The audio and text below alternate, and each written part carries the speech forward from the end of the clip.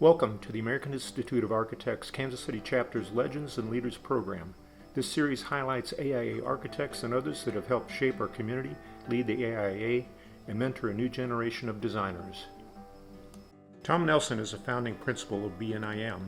In this role and in his personal time, Tom has continuously been involved in civic affairs, particularly those affecting the physical shape of Kansas City.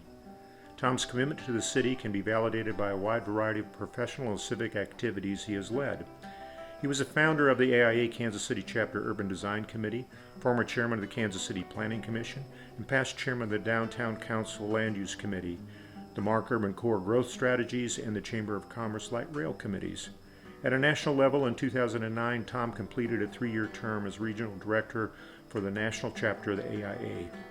Throughout his career, Tom has been widely recognized and honored for his design skills and regarded for his judgment in urban issues and urban design. Tom is a graduate of the University of Kansas. Let's meet Tom. So let's start with some of your early aspirations about becoming an architect. I always liked to draw, and even from early times in kindergarten, there was a family story, in fact, that one of our parents' friends were over, and I had some of my portfolio from kindergarten, and he said, "Tommy, those are pretty good." And I said, "I'm the bestest artist in the room."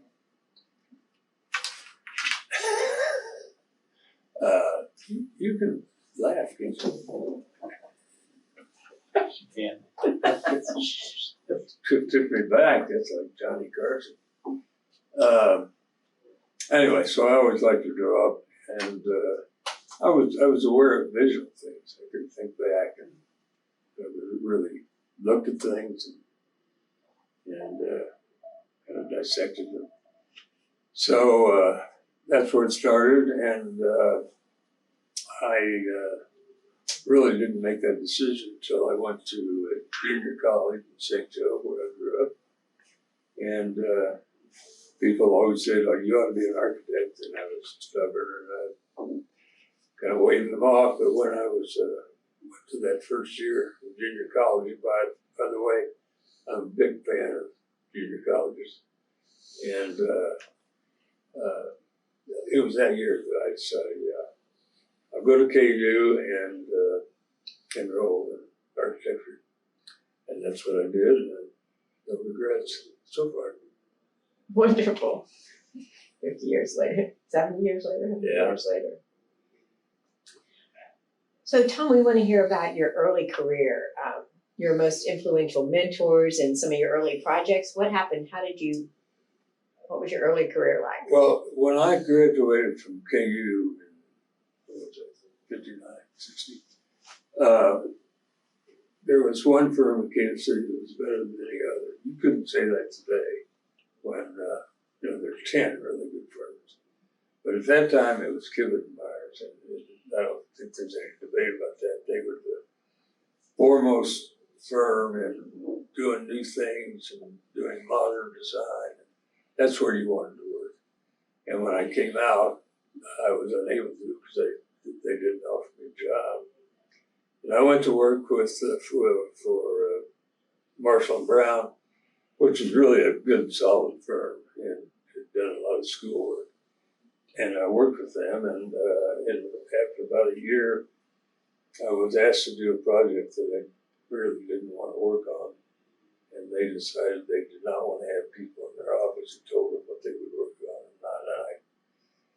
I just can't believe that I did that. But youth does those kind of things, and so they let me go, as they should have.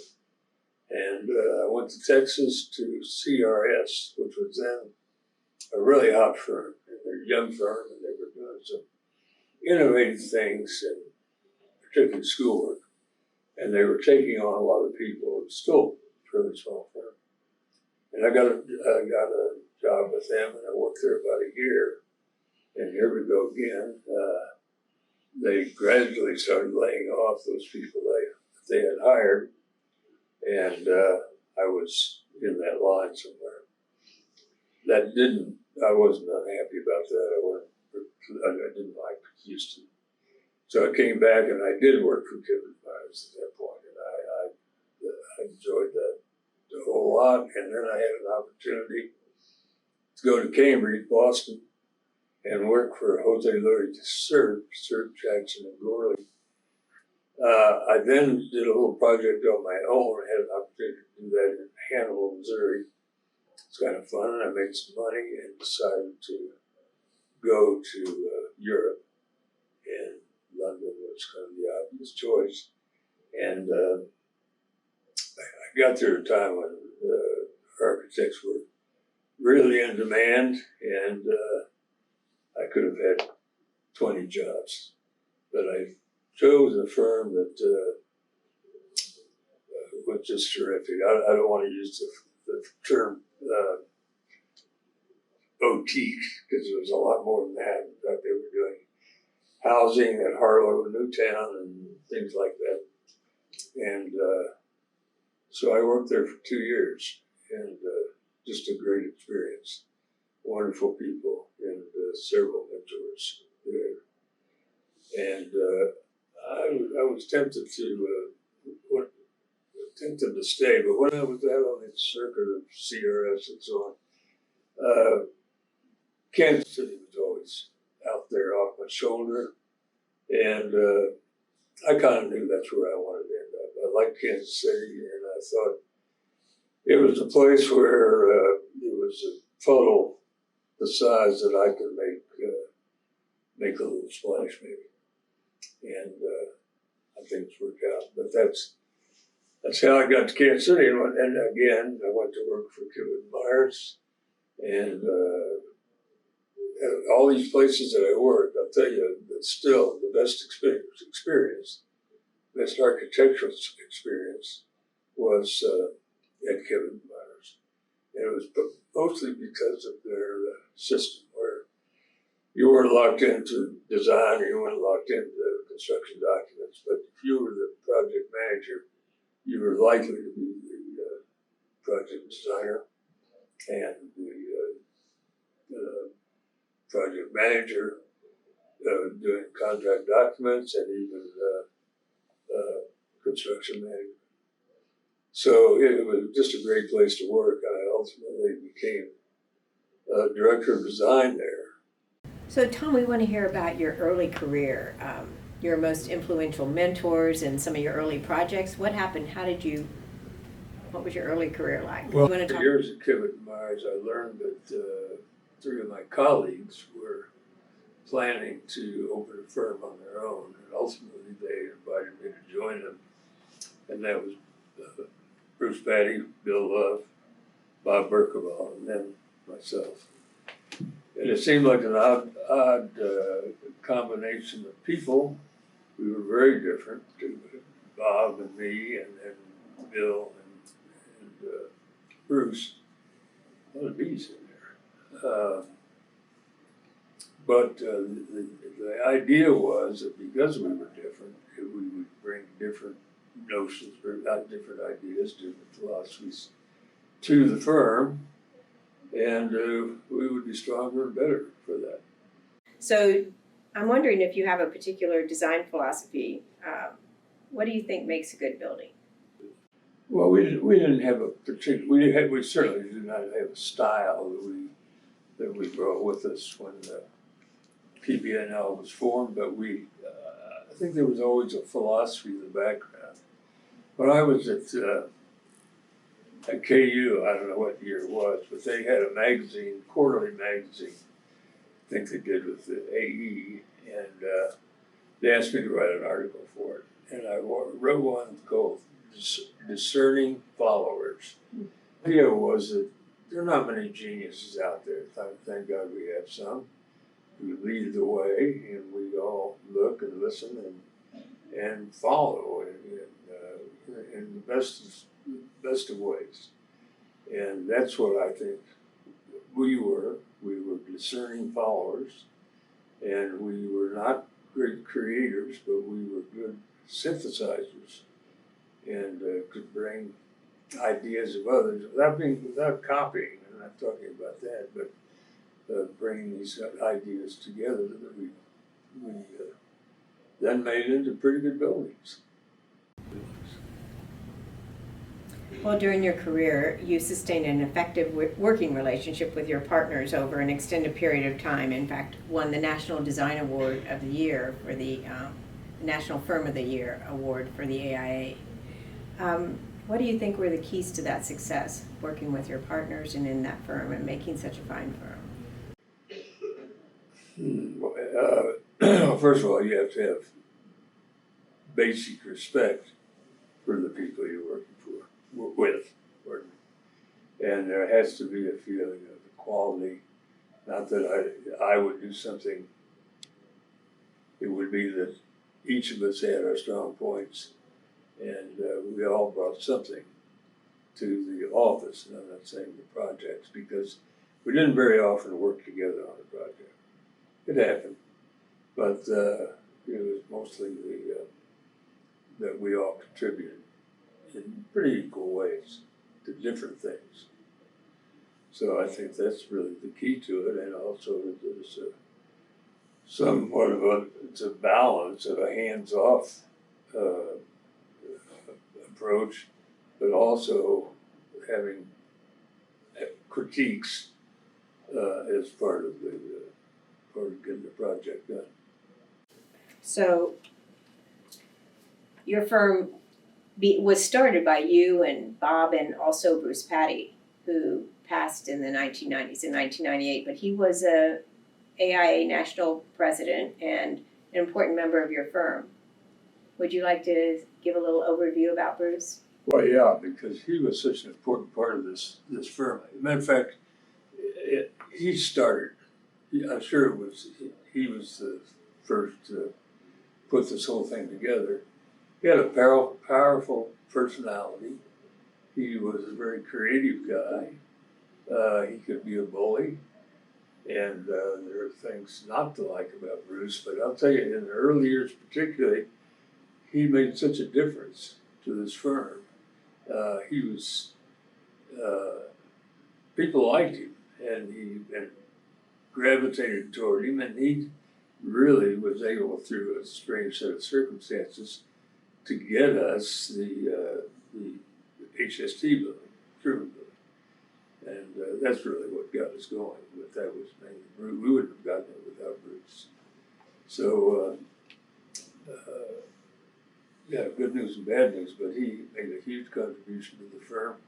When he went to Washington and became AIA president, we simply lost him for probably 3 years. And then something happened, and we ultimately split up.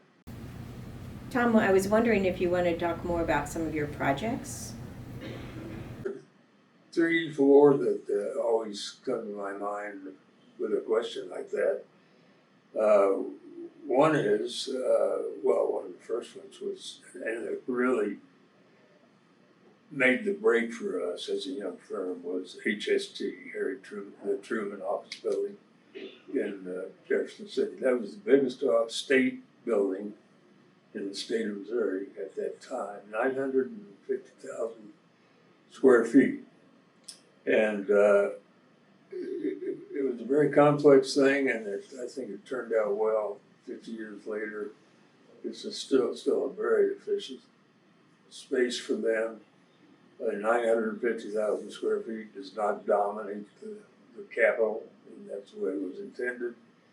And it does not dominate the downtown of Jefferson City. So I think it did what it was supposed to do. Tom, at the zoo, there's the Doremus entrance pavilion at the zoo is a very dramatic building that you designed. What was the inspiration for that?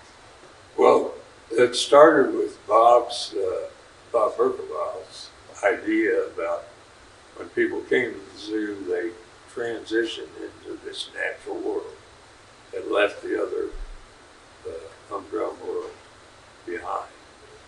And we were trying to accommodate that transition. It's when you get to the entrance, by the time you got out of that building, you were in this kind of different mood, different space.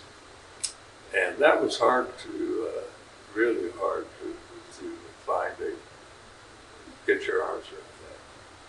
But I talked to the zoo director, Terry Dobson, a couple of days before I had a presentation, which I was totally unprepared for. And he talked about what we need is something exciting. We need drama. We need theater. And somehow I realized that that's what he was at. That kind of image was what he was after. And I came back to the office to doodle and develop that shape, sort of conch shell with something rising from it. And made a sketch of it and took it to him the next day. He thought it was wonderful. We went forward with this one Kansas City place, which at that time, I mean, it still is the tallest building in Missouri that's what Larry Bridges, the developer, wanted. But I feel good about the form of it. It really was, the root of that form was the broad shoulders of the City Hall and the courthouse done in the 30s. And we worked off of that. And so we had this slender piece coming up and then the broad shoulders like the City Hall and the courthouse. And I think it's a successful building. And I think one of my favorite projects of all, and partly because there were so many people involved who contributed to it, including it's the nexus where at Nelson-Atkins, where the old building connects with Stephen Hall's new block addition, right at that place where they connect was a very difficult problem. The grand stairs that didn't go anywhere was Chris McBoy's. And Stephen had some strange ideas about how that ought to be resolved, but in any case, the way it comes together, the way we put it together, the kind of research we had to do about plasters and marble and stone, it was a memorable project, and I'm still proud of it when I walk into it. Incidentally, it was probably my swan song. That was the last, just about the last project, major project that I was involved with. Tom, other people have had a substantial impact on your career, and I wondered if you'd like to say a few words about them. One that comes to mind is both Clarence Kivett and Ralph Myers. Yeah, of course. Clarence Kivett was a mentor to a number of people, including me. And surprisingly, I never saw Clarence Kivett design anything. But where his strength was as a mentor is he singled out people like me, and there are many of us, and let us have a go at it, so to speak. And if he thought we were on the right track, he'd stand behind us. And you always knew that he had our backs. And in front of a client, whatever. And that was a great feeling. And that I think is his strength in building that firm. And he had the good judgment to bring on Ralph Myers just before the war. And Ralph was truly a good designer. He was a really good designer.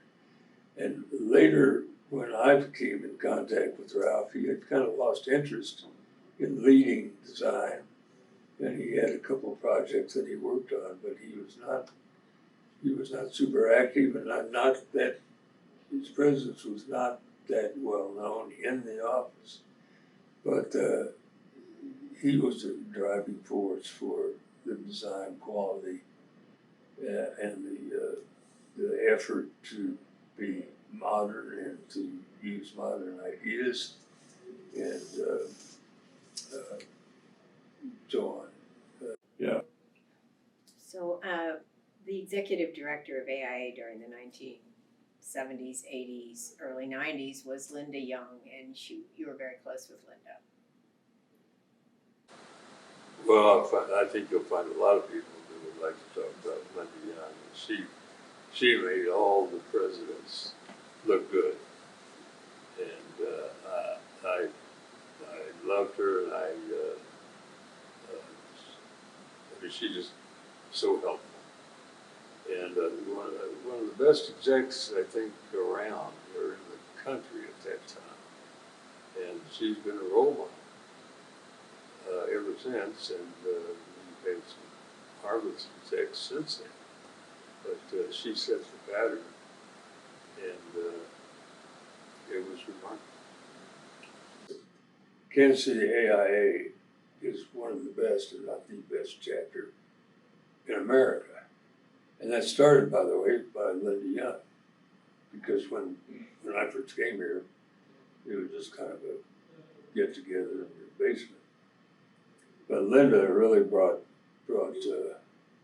structure to it, and we do have an excellent chapter. And when you go to Washington, you hear that.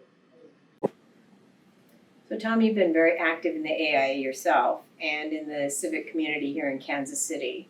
What made you get so active, and what were some of the things that you worked on? Why did you do so much work in the city and in AIA? Well, we all were really active in Kansas City. We tried to, with Chamber of Commerce or Downtown Council. I was chairman of the Plan Commission. All those things gave us an authority where we could influence things in Kansas City.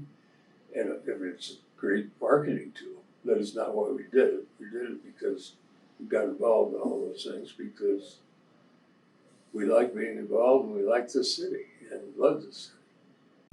What advice would you give to young architects today? What do you think they need to be doing?